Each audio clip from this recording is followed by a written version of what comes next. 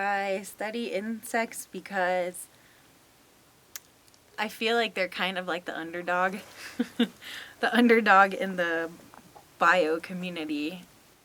I know there's a lot of entomologists who love insects, but other than entomologists, you don't really see too many people caring or thinking too much about insects. They're like, oh, I just squash them when I see them, you know?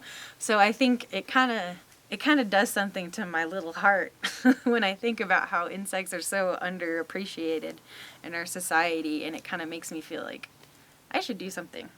You know, I should care about these insects. No one else cares. We would go into the forest and do this in kind of like remote areas. We would catch some crazy stuff. Like pretty much the whole sheet would be like covered with bug silhouettes.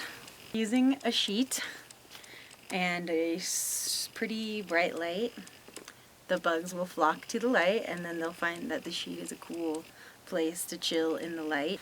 Maybe it reminds them of the moon or the sun. It might like disorient them a little bit. Something about the light, they want it. They want it bad. I want to find an assassin bug.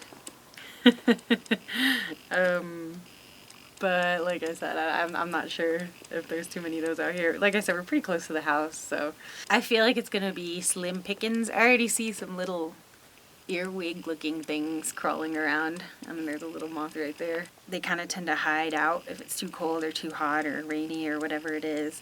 And then they also have certain times where, most of the time when they're out, they're either foraging for food or they're trying to find a mate. I would say in these times, it is extremely difficult to try to live in balance with insects, because here we have like our buildings, and think about what a building looks like to a tiny insect. But a lot of people, they have like an aversion towards those types of things. They think, oh, bugs are just pests. The best way for us in the society we're living in now to maintain our insect community or try to help out the insects is to plant our own plants and make our own gardens. All the plant species that you see, you can pretty much owe a lot of it to bugs, pollinators specifically. They spread around the flowers that are so pretty, or even the crops for food. So they pollinate the flower and then they fly around with their pollen, and the pollen disperses.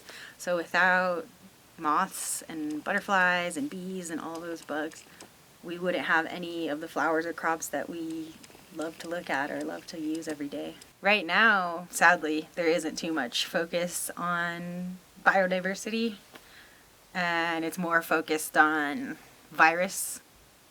I think I'm kind of looking at the bug stuff more as like a leisure thing for me now, and I think where the money is going to take me is probably in studying viruses.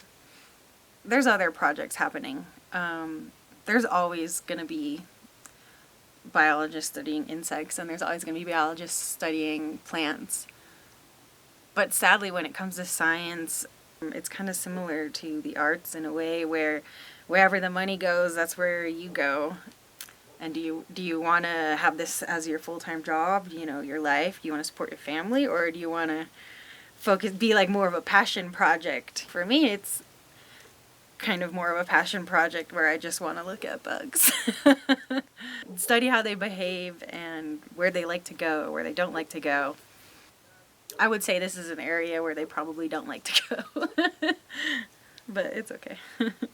I would like to be more involved in the education aspect of it, like raising awareness of what is biodiversity? Why should we care about the planet? Why should we care about these little pesky insects?